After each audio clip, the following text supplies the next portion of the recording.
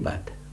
अभी क्या दो बात दो टूक रूप में समझ में आती है आई कि एक संवेदनशीलता मूलक विधि से हम जीने की कला को विकसित करना, ये काम पूरा हो गई है, मानव कर लिया।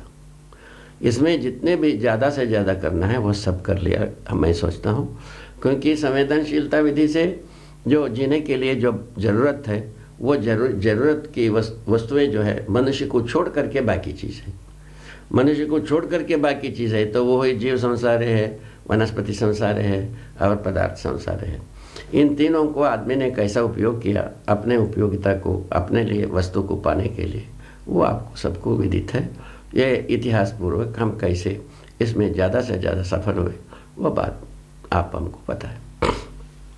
ये सफलता विफलता को जब आकलित करने जाते हैं हम सफल होने के लिए और किसी को विफल करते हुए हम सफल होने की बात करते हैं तो असंतुलन का कारण होता है। वही आज की विषम परिस्थिति है। हम अपने से जो संग्रह सुविधा के लिए जितने भी हम काम की उसमें से धरती तंग हो गई। धरती अपने तंगाई से मुक्ति पाना संभव है कि नहीं, ये भी एक प्रश्न चिन्ह है। इसको एक प्रकार प्रयोग करके ही सिद्ध करना चाहिए।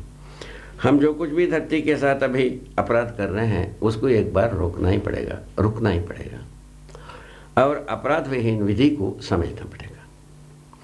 उसके लिए जो अभी जितने भी और विज्ञान तकनीकी बात किए हैं अथवा कलात्मक बात शिक्षा में प्रवेश हो चुकी है, इस समग्रता से ये चीज़ आ नहीं सकती। जो कला के रूप में हम जो कुछ भी शिक्षा दे रहे हैं इसमें शिक्षा संसार में और तकनीकी विज्ञान के रूप में जो कुछ भी शिक्षा दे रहे हैं, इन समग्रता को यदि हम एक साथ एक नज़र में लाएं, इससे करवट लेने की कोई जगह नहीं है। इसमें और डूबने की जगह है, माने और भी धरती को नाश करने की जगह है और पर्यावरण को और प्रदूषित करने की जगह है और मनुष्य एक दूसरे से और तंग होने की जगह है और परेशान होने की जगह है। इसमें इससे राहत पाने की कोई सूत्र नहीं है। अभी तक जितने भी बड़े बड़े सम्मेलन सभा जैसा एक ये भी सभा सुनते हैं, सभी राज्य मिलकर के कोई सभा बना दिए हैं, उसमें बड़े बड़े चीज़ बहुत अच्छे चीज़ निर्णय प्राप्त होता है। अभी तक यही निर्णय हुआ, ये भी निर्णय नहीं हो पाया। सामरिक शक्ति, सामरिक अधिकार जो वह अंतर्राष्ट्रीय संस्था में होना चाहिए या राष्ट्र में होना चाहिए, अभी तक वो वादाग्रस्त है ही है, अभी तक तो वो पूरा नहीं हुआ। पहले मुद्दा यही है। और उसके बाद ये इसी प्रकार अंतर्राष्ट्रीय शिक्षा के बारे में सोचने के लिए भी संस्थाएं बन चुकी हैं। अभी तक ये तय नहीं हुआ सभी देश में दो सुखद शिक्षा का स्वरूप क्या होना चाहिए, वो अभी तक तय नहीं हुआ है। इसका गवाही यही है, हर वर्ष में 4 बार शिक्षा का समीक्षा, पुनः पुनर्विचार, पुनः समीक्षा, पुनः पुनर्विचार। इस पर हम जो इस 50-60 वर्ष की या स्मरण के अनुसार मैं कहूँ तो यही हमसे कहना बनता है और बारंबार इसके ऊपर कोई धनराशि व्यय करने की, अपन जिसको चाहते हैं उनको वो धन मिल जाए, ऐसा सोचने के अलावा दूसरा कोई चित्र मिला नहीं। तो ये कहने के लिए ये कोई चीज़ मिली नहीं अभी तक। इतने समीक्षाएं के बाद देश विदेशों में सभी धरती के छाती पर जितने भी समीक्षा हुई उसमें जो यही हमको करना है ऐसा अंगुली न्यास करना ही होगी, कोई बिंदु मिला नहीं। और भी पुनर्विचार करना है, पुनर्विचार करना, पुनर्विचार तो करते रहना, जब तक मिट ना जाए तब तक पुनर्विचार करें। जब कोई मानव परंपरा में हर मानव किसी निश्चय में आवे ना करे, शरीर यात्रा ही शांत हो जाए, उसका क्या मतलब निकलेगा भाई।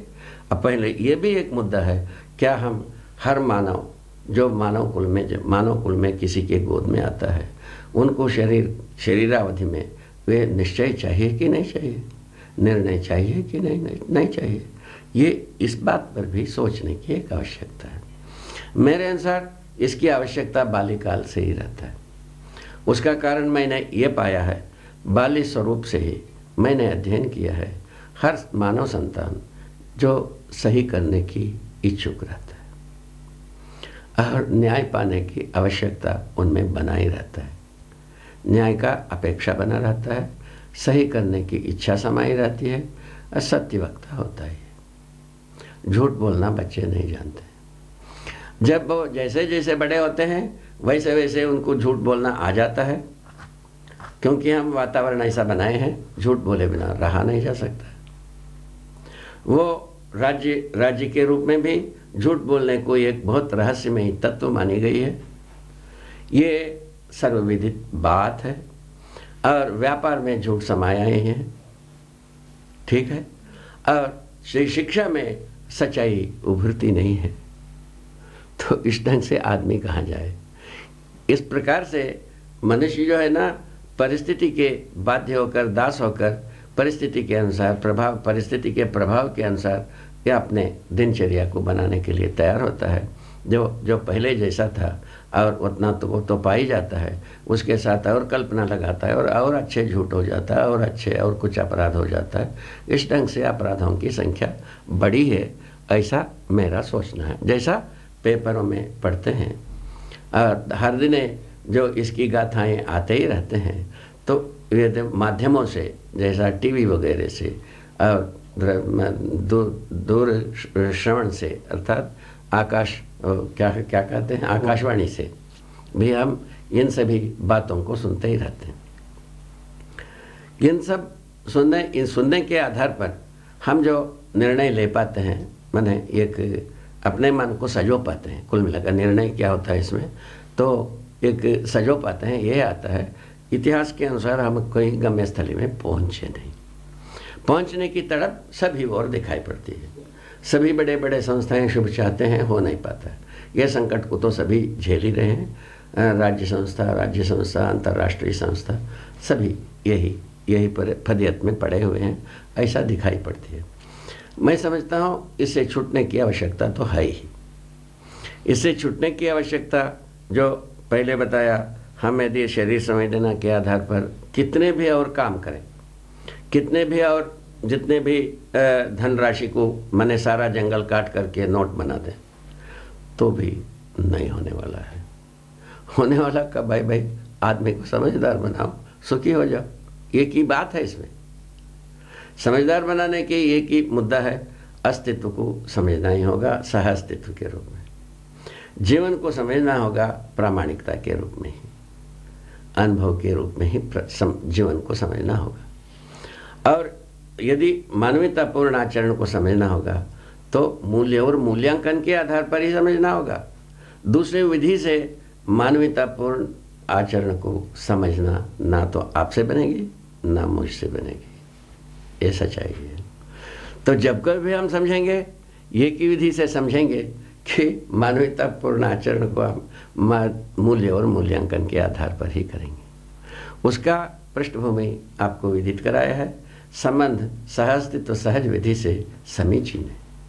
क्या बात है, इसमें आप हमको कुछ लैबोरेटरी बनाना नहीं है, ना कोई युद्ध करना है, दोनों नहीं करना है। तो सहअस्तित्व सहज विधि से संबंध बिल्कुल समीचीन है। इसको जानना मानना है। इसको उसके जानने मानने पर पहचानना निर्वाह करना बनी जाती है। जानने मानने के अभाव में जानना मानना क्या चीज़ होता है? प्रयोजनों को जानना मानना होता है। प्रयोजनों को जानने मानने की जगह में हम रिक्त होने के फलस्वरूप पहचानने निर्वाह करने में भी हमारा भट्टा बैठ गया। जैसा धरती की संबंध को पहचानने में हम चूक गए और धरती का प्रयोजन को समझने में हम चूक गए, ये ज्वलंत उदाहरण है।